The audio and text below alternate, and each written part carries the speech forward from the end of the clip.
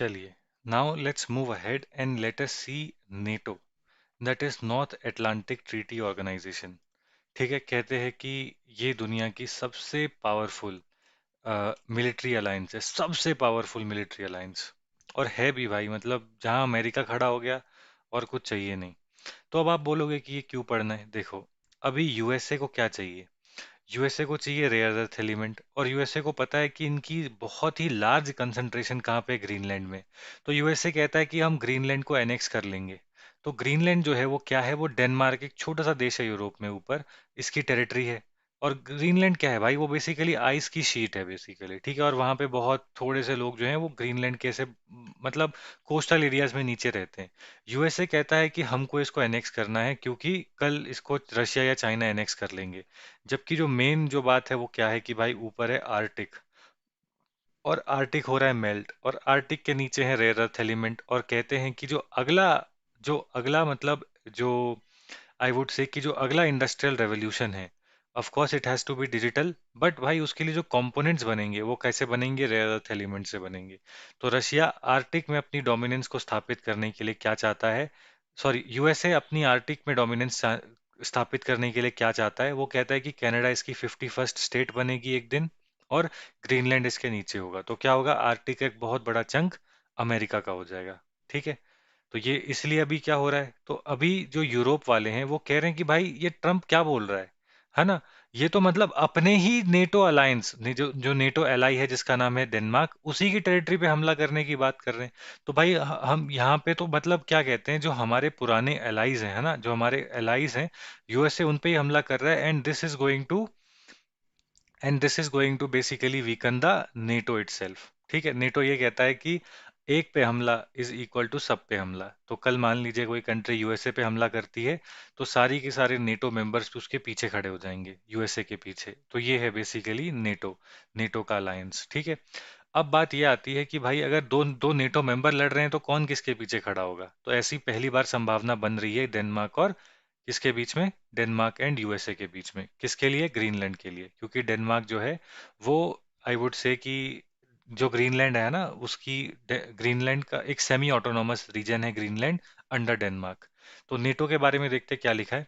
NATO is a military alliance which was founded in 1949, founded in 1949 by US, Canada and Western European states to offer collective protection against Soviet Union। कब बना था याद रखना, 1949। किसके द्वारा, US, Canada and western European states के द्वारा। किसके लिए, collective protection against Soviet union. Since its since its founding, Greece, Turkey, West Germany, Spain, and several Eastern European nations have joined the alliance. Recently, NATO marked 75 years of its formation, and Sweden has joined NATO as its 32nd member। अभी क्या हुआ, अभी आपको ना एक फंडा आपको समझाता हूँ, आपको ये एग्जाम में बताना है। ध्यान से देखो, ये नेटो का 1949 का मैप देखो, कौन कौन है। ये नेटो की, मैं कह दूंगा कि ये नेटो की बाउंड्री है ना। ये नेटो की बाउंड्री है, और हम सबको पता है कि ये क्या है, ये रशिया है ना, ये रशिया है। तो आप देख रहे हो नेटो की बाउंड्री और रशिया की बाउंड्री मेल नहीं खा रही। देर इज नो, कोई मतलब टच नहीं हो रहा। फिर क्या होगा, सन देखो 1999 आते आते क्या हो रहा है, 1949 से 1999 आ जाएगा। और यहाँ पे आप देखो, ये जो है एस्टोनिया, लातविया, लुथेनिया, ये ज्वाइन कर लेते हैं किसको, नेटो को।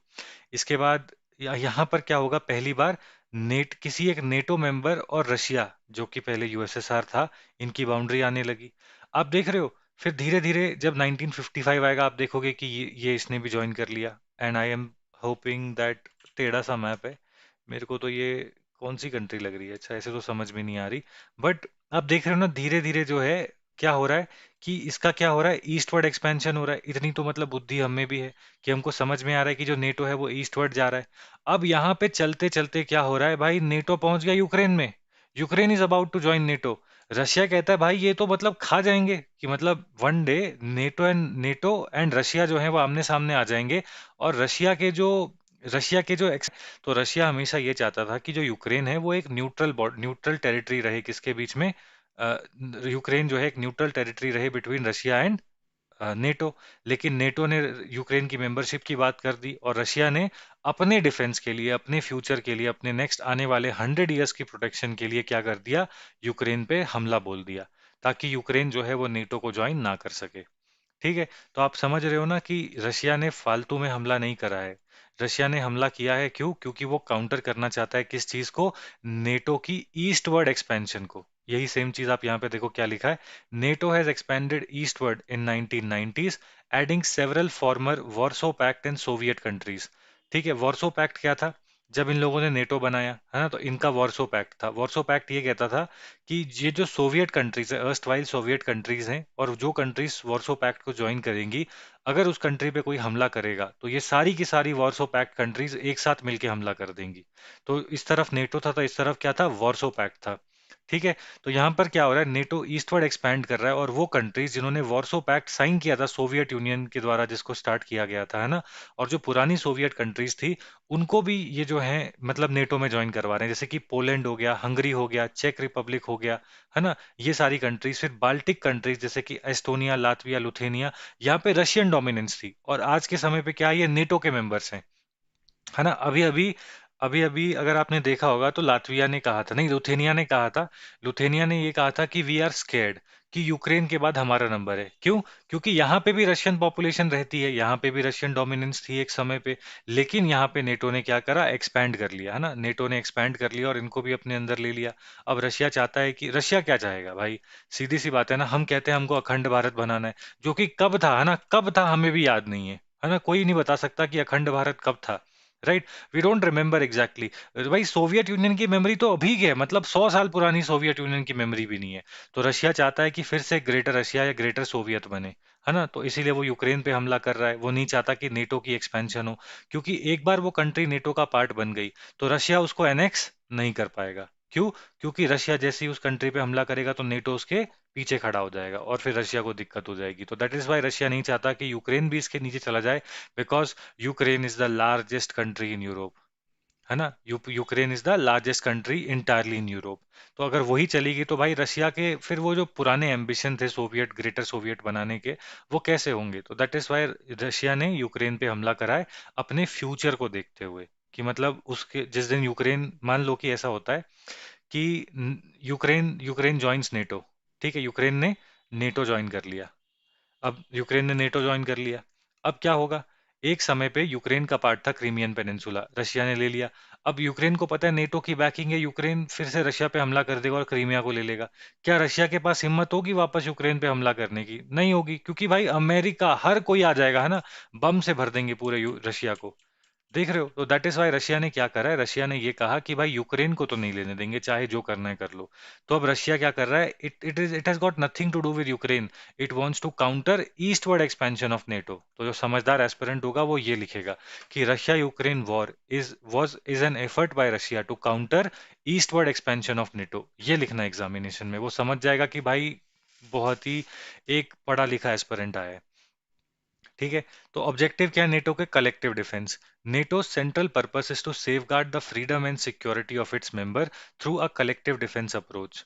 फिर इसके बाद political collaboration. NATO promotes democratic values and fosters communication among members on security threats, and this collaborative approach aims to prevent conflict through diplomacy and trust building. इसी के साथ साथ military capability. NATO maintain strong military forces for crisis management operations. Interventions can occur under Article 5 collective defense or under UN mandates, working independently or alongside other international partners. Example, NATO has only used Article 5 once on September 12, 2001 in response to 9/11 attacks on World Trade Center in New York. ठीक है, मैं आपको समझाता हूँ basically क्या है। NATO की treaty होगी तो उस ट्रीटी में एक आर्टिकल है, इसका नाम है आर्टिकल 5। आर्टिकल 5 ये कहता है कि attack on any NATO member of any proportion, है ना, is attack on entire NATO, और is attack on all the countries जो कि नेटो के पार्ट हैं। ठीक है। तो अब क्या हुआ, 9/11 के अटैक होते हैं तो पहली बार विश्व ने ये देखा कि आर्टिकल 5 जो था वो नेटो का इन लोगों ने एक्टिवेट करा। और इसी के नीचे आप देखोगे कि ब्रिटेन की सेना, फिर बहुत सारी जो सेनाएं थी वो वापस घुस जाती हैं कहाँ पे? अफगानिस्तान में, है ना, अफगानिस्तान के अंदर घुस जाती हैं, क्योंकि उनको पता चलता है कि ये जो अटैक था ये ओसामा बिन लादेन ने कराया। तो उसके बाद क्या होगा कि आप देखोगे कि जो ब्रिटिश सोल्जर्स हो गए या फ्रेंच सोल्जर्स हो गए, ये सारे के सारे घुस जाते हैं कहाँ पे, अफगानिस्तान में। ये करेंगे, ये कोलैबोरेट करेंगे इवन इन, क्या कहते हैं इसको, इवन इन इराक ऑल्सो। तो इराक वॉर थी है ना, ये सारी जो थी, यहाँ पे आप देखोगे कि ना ये ग्रेटर एजेंडा के नीचे था, कि मतलब ग्रेटर मतलब वो गोल इनका क्या था, इनका गोल था कि 9/11 के जो अटैक्स है ना, उसके जो मेन परपेट्रेटर्स थे हम उनको घर में घुस के मारेंगे। तो अफगानिस्तान में आप देखोगे कि भाई सिर्फ और सिर्फ मतलब ब्रिटिश सोल्जर्स भी अफगानिस्तान में आपको दिखेंगे। ठीक है। चलिए, तो ये हमको समझ में आया कि 9/11 अटैक्स के टाइम पे सबसे पहली बार जो आर्टिकल 5 था ना, सबसे पहली बार आर्टिकल 5 जो एक्टिवेट हुआ था वो कब हुआ था, 9/11 के अटैक्स के टाइम पे। बस आपको इतना याद रखना है। नेटो क्या है? एक मिलिट्री अलायंस है। मिलिट्री अलायंस है जो कि क्या इंश्योर करता है, कलेक्टिव डिफेंस इंश्योर करता है। ठीक है, क्या इंश्योर करता है, collective defence. It is a military alliance for collective defence, and it is between USA, Canada and and countries of the Europe, कि सम यूरोपियन कंट्रीज, सारी नहीं, सम यूरोपियन कंट्रीज, ऐसे करके आपको लिखना है। अब यहाँ पे लिखा है कंसर्न्स रिगार्डिंग नेटो एक्सपेंशन, क्या है, यहाँ पे लिखा है weekend alliance, critics argue that expanding NATO could strain unity, example larger alliance might struggle to reach consensus and weakens its commitment to collective defense under article 5। जैसे मान लीजिए Turkey है, ठीक है, अब टर्की है, टर्की के ऊपर मान लो इराक हमला कर देता है, टर्की के ऊपर इराक हमला कर देता है या इराकी फाइटर्स हमला कर देते हैं, तो उससे क्या होगा, इसका मतलब कि अब यहाँ पे यूएसए को सपोर्ट के लिए आना पड़ेगा। बट जो यूएसए और टर्की की रिलेशन है वो इतनी ज्यादा पॉजिटिव नहीं है, तो यूएसए कहेगा हम तो नहीं आ रहे। तो टर्की के पीछे कोई नहीं आएगा, तो टर्की कहेगा कि भाई मैं नेटो ज्वाइन नहीं कर रहा, तो इससे नेटो और वीकन हो जाता है। तो ये कहते हैं कि जितने ज्यादा हम लोगों को ऐड करेंगे, जितने ज्यादा उनके नाटक होंगे, उतने ज्यादा यहाँ पर क्या होगा कि कंसेंसस बिल्ड करने में दिक्कत होगी और नेटो के जो आर्टिकल्स हैं वो वीक होते हैं। लीव सम एक्सपोज्ड, जैसे कि continual expansion might leave some hopeful members like Ukraine feeling insecure without full membership. ठीक है। NATO has expanded eastward, ये तो हमने देख लिया। फाइनेंशियल बर्डन है, the cost of expansion are significant with estimates reaching 35 billion by 2010. The US shoulders a substantial portion of these expenses. Diverted focus, some argue that resources devoted to expansion could better be directed towards NATO's core objective of or strengthening existing partnerships like Partnership for Peace. Mistrust with Russia, seen by US as a threat, led to aggressive response like Crimean annexation in 2014 and Ukraine invasion in 2022। तो आप देख रहे हो ना ऐसे हमको लगता है कि भाई रशिया जो है ना, रशिया जो है वो तो मतलब सब कुछ खराब ही कर रहा है, ऐसा एक परसेप्शन है। क्यों? क्योंकि majority of the media is controlled by the west, है ना, तो हमको वो सारी चीजें फिल्टर होके आती हैं या फिल्टर लग के लगती हैं। रशिया जो है वो क्या कर रहा है, रशिया ये कहता है कि अगर नेटो एक्सपैंड कर रहा है तो रशिया क्यों ना एक्सपैंड करे, क्यों ना हम भी बफर स्टेट बनाए, है ना। तो इसलिए अब क्या कह रहे हैं, वो कह रहे हैं कि यूक्रेन का विभाजन होगा और यूक्रेन का जो पार्ट रशिया के पास रहेगा वो बेसिकली एक बफर स्टेट का काम करेगी between, largely between the NATO and Russia. ठीक है। इसी के साथ साथ यहाँ पे देखो क्या लिखा है, डीमिलिटराइजेशन रिवर्स्ड, न्यू एंट्रेंट जैसे कि Finland in 2023 must increase defence budgets, diverting funds from development, deepening European divides, preference to northern eastern Europe, example Baltics in NATO में alienate southern and non NATO ex Soviet states. Militarisation of Europe हो रहा है, Russia deploys troop near NATO borders, जैसे कि क्लानिनग्राड की militarisation है, increasing conflict risk. तो आप यहाँ पे ये कह सकते हो कि वर्ल्ड वॉर, आप ये कह सकते हो कि इससे क्या हो रहा है कि यूरोप की फिर से क्या हो रही है, नेटो के एक्सपेंशन से क्या होगा, यूरोप की मिलिटराइजेशन हो रही है। और जब लास्ट टू टाइम्स यूरोप की मिलिटराइजेशन हुई थी, तो the world saw two wars which was world war one and world war two. ये ना पुराने कंट्रीज हैं, पुरानी कंट्रीज में क्या होता है, ईगो बहुत ज्यादा होता है ना। तो इसलिए इनको तो ऐसा होता है कि थोड़ा सा बोल दो तो ये चढ़ जाते हैं, जैसे भाई वेनेजुएला पे घुस गए भाई। कभी सुना है कि मतलब किसी कंट्री, एक सॉवरेन कंट्री के प्रेसिडेंट को दूसरी कंट्री ने उठा लिया? कभी सुना है ऐसा? चलिए, तो आपको क्या करना है, क्या क्या यूपीएससी आपसे ये सब पूछेगी? आपसे ये सब नहीं पूछेगी, आपसे ये पूछेगी कि भाई नेटो और इंडिया के बारे में बताओ, तो तुम बोलोगे भाई ये सब क्यों पढ़ा है, क्योंकि लिखा था ना, फिर मैं स्किप करूंगा, तुम बोलोगे अब ये क्या ही कर रहा है, पढ़ा तो रहा नहीं है। और मेरे को इवेंट्स दिखाने थे, तो अभी तक हमने क्या देखा मैं उसको समराइज कर देता हूँ, अब तक तुमने अगर ध्यान से नहीं सुना तो इतना सुन लो तुम्हारे लिए काफी है। सबसे पहली चीज क्या है, जो नेटो है वो कब बना था, 1949 में। ठीक है। नेटो क्यों बना था, नेटो बना था ताकि वो सोवियत की एक्सपेंशन को या सोवियत यूनियन को काउंटर करने के लिए बना था। ठीक है, ये हमको समझ में आ गया।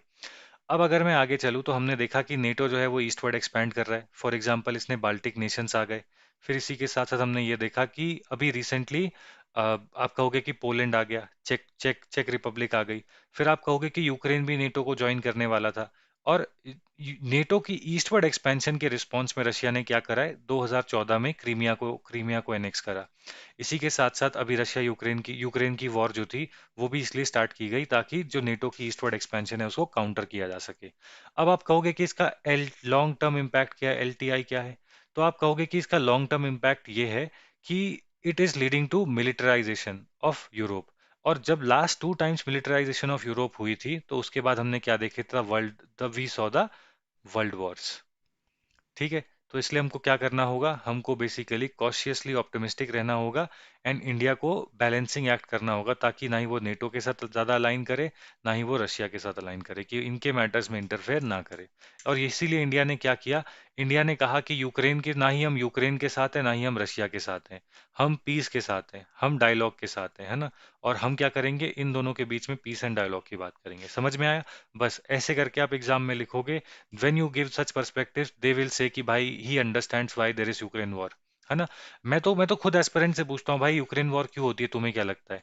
तो वो पता है क्या कहता है, वो कहता है यूक्रेन में जो रशिया वाले जो एस्पिरेंट जो जो रशिया के लोग थे, है ना, जो रशियंस थे यूक्रेन के, तो वो चाहते, जो रशिया था वो चाहता था कि वो सारे के सारे हमारे नीचे आ जाएं, and that is why this was happening, but that is not the reason. The real reason for Russia Ukraine war is कि रशिया चाहता है कि जो नेटो कि जो ईस्टवर्ड एक्सपेंशन है वो कम हो। क्यों, क्योंकि भाई it will be weapons at the borders, है ना, उनके बॉर्डर के क्या हो जाएगा, वेपन हो जाएंगे, और रशिया को क्या करना पड़ेगा, अपने बॉर्डर्स की वेपनाइजेशन करनी होगी। और उससे क्या होगा, रशिया के अंदर डेवलपमेंट जो होगी वो कम होगी, रशिया के पास पैसा नहीं बचेगा, और रशिया को बस और सिर्फ मिलिट्री पे ध्यान देना पड़ेगा, है ना। And no nation can survive just with weapons, है ना, what it needs is food, है ना। कहते हैं ना कि जो नेशन होता है जब तक वहां पे खाना लोगों को मिल रहा है वो कभी भी विद्रोह नहीं करते। कभी भी किसी देश में विद्रोह नहीं हो सकता जब तक लोगों को खाना मिल रहा है, कुछ भी कर ले जो सर नहीं होगा। जैसे ही उनकी जेब में खाना और फूड नहीं है, मतलब पैसा और जेब में पैसा और मुंह में खाना नहीं है, तभी रेवोल्यूशन हो जाएगा।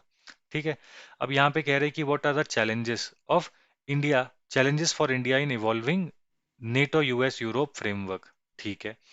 तो यहाँ पे लिखा है रशिया रिलेशन पे इम्पैक्ट होगा, टाइज विद रशिया में suffer, for example S-400 missile deals and concerns from US. हम कह रहे हैं कि भाई हम S-400 और लेंगे। ठीक है। S-500 भी अपने को चाहिए। हम कह रहे हैं कि भाई हम सुखोई जो जहाज है उसके साथ हम कोलैबोरेट करेंगे।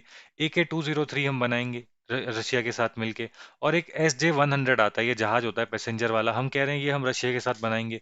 ये कहते हैं यूएसए वाले कि आप पे काटसा लगा देंगे, countering America adversary through sanction act. India कहती है लगा दो, है ना। तो इससे क्या होगा, अगर यूएसए और यूरोप, यूएसए और रशिया मान लो, है ना, यूएसए और रशिया अगर कन्फ्रंटेशन में आएंगे, तो यूएसए चाहेगा कि उसको, जो उसके एलाई स्टेट है, जैसे इंडिया हो गया ना, तो इंडिया यूएसए की तरफ लीन करे, और रशिया के साथ वो कोई भी पार्टनरशिप ना करे। तो इसीलिए ये इंडिया को इम्पैक्ट ये करता है कि जब रशिया और यूएसए के रिलेशन स्ट्रेन होंगे तो दोनों कंट्रीज चाहती हैं कि इंडिया एक हार्ड स्टांस ले, और इंडिया हार्ड स्टांस नहीं लेना चाहता।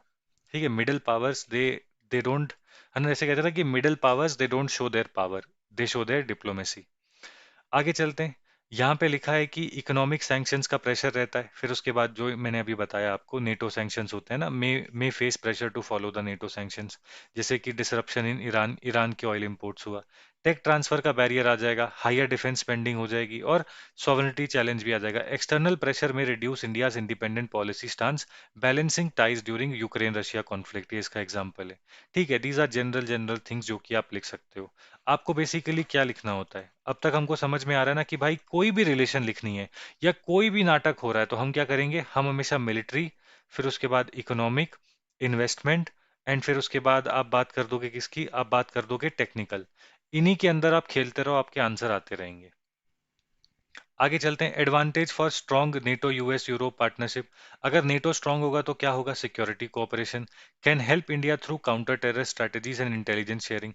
एंड सिंपल सी बात है ना, अगर नेटो स्ट्रांग है तो क्या होगा? इकोनॉमिक स्टेबिलिटी रहेगी, पीस रहेगी, मिलेगी, क्लाइमेट पे कोऑपरेशन होगा, हेल्थ की पार्टनरशिप होंगी, एजुकेशन टाइज भी होंगी, सपोर्ट फॉर डेमोक्रेसी होती है क्योंकि नेटो कहता है कि we want to spread democracy in the world. Energy security रहेगी, क्यों?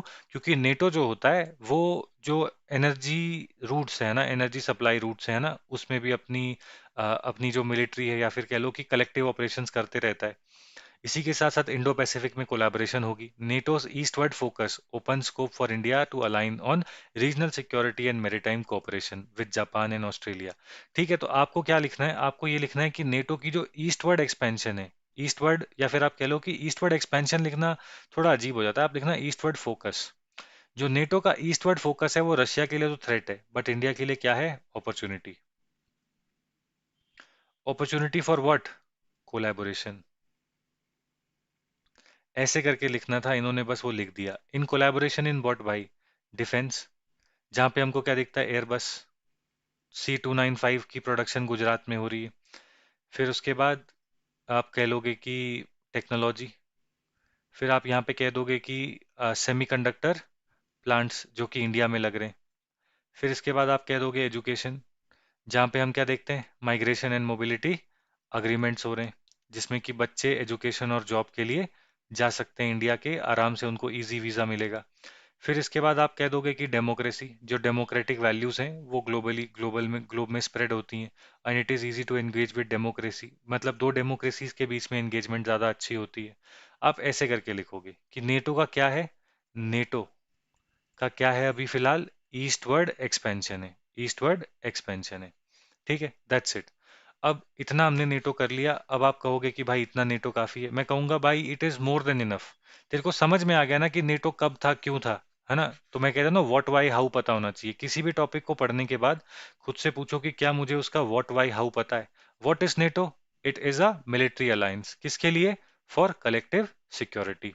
Y NATO came? Soviet Union को काउंटर करने के लिए। How NATO works? आर्टिकल 5 है इसका, जो कि कहता है attack on one is attack on all. इसी के साथ साथ ये मिलिट्री अपग्रेडेशन के काम करते हैं। इसी के साथ साथ ये मतलब basically technological and financial support भी देते हैं एक दूसरे को, ताकि जो सारे के सारे नेशंस हैं वहाँ पे इकोनॉमिक स्टेबिलिटी रहे। है ना? This is how. What why how समझ में आ गया, मतलब तुमको बहुत सारी चीजें समझ में आ गई। अब नेटो का क्या है ना? व्हाट वाई हाउ के बाद एजेंडा। एजेंडा क्या है? Eastward focus, eastward focus. India के लिए क्या है? इंडिया के लिए कुछ, आई वुड से कि कुछ, I would say good and bad है। तो मैं कह सकता हूं कि बेनिफिट्स, जिसको मैं लिख दूंगा अपॉर्चुनिटी, और मैं लिख दूंगा कंसर्न। हम कहेंगे कि नेटो जो है वो इंडिया और रशिया की रिलेशनशिप में दिक्कतें होती हैं। इसी के साथ साथ नेटो के सैंक्शन हमको ईरान पे दिखते हैं, जो कि इंडिया की nuclear security, sorry, energy security के कॉम्प्रोमाइज करता है ना? क्योंकि ईरान पे लग गया सैंक्शन तो इंडिया की energy security and investment, Chabahar port, है ना, वहां पे इंडिया के ऊपर सैंक्शन लगा देंगे अगर इंडिया उनके साथ करेगा। तो हम कहेंगे कि इंडिया की एनर्जी सिक्योरिटी एंड इन्वेस्टमेंट जो होती है ना, उनको उनके ऊपर एक स्ट्रेन आती है। और हम क्या लिख सकते हैं? और कंसर्न्स क्या है? हम ये कहेंगे कि ये बेसिकली मिलिटराइजेशन कर रहे हैं किसकी? यूरोप की।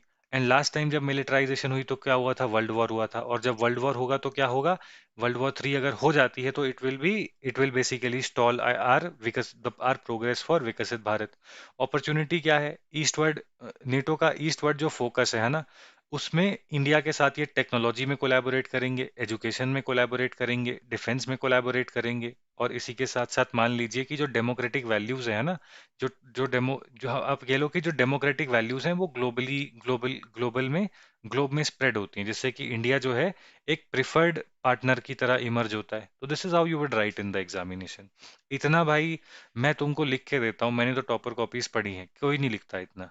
ठीक है, कोई नहीं लिखता इतना। अब आप बोलोगे भाई हमको, हम लिख देते हैं, हम तो भाई टॉपर बन जाएंगे। अबे तूने आज पढ़ लिया तो इसका तेरा पेपर आज थोड़ी है, तेरा पेपर आज से, अब तो अगस्त में ना, अगस्त 21 या 24 को होगा, मैंने यहाँ पे मार्क किया है। अगस्त 21 को ऐसे है, फिर 22 को GS1 GS2 है। तब तक तेरे को ये मेमोरी में, दिमाग दिमाग में याद थोड़ी रहेगा, तो क्या करना होता है, रिवीजन करनी होती है। अब आप कहोगे कि भाई अभी क्यों करा रहा है, अब तो प्रीलिम्स करा। अबे मैं बस एक बार रीड करा रहा हूँ, यही पीडीएफ एग्जैक्टली ये 2025 की प्री पीडीएफ है ना। ये मैं 2026 के मेंस के बीच में भी करवाऊंगा, क्यों? क्योंकि नेटो बदल थोड़ी जाएगा। करंट अफेयर से करेंगे 2026 का इवेंट, 25 वाली इस पीडीएफ को हम बनाएंगे अपनी फाउंडेशनल पीडीएफ। जब बच्चे बैठ के मेंस मेंटरशिप प्रोग्राम ढूंढ रहे होंगे, आंसर राइटिंग प्रोग्राम ढूंढ रहे होंगे, तुम चुपचाप ये वाली पीडीएफ करना, अपने फुल लेंथ आंसर लिखना, बाद में आके मेरे को थैंक यू बोलोगे। ठीक है?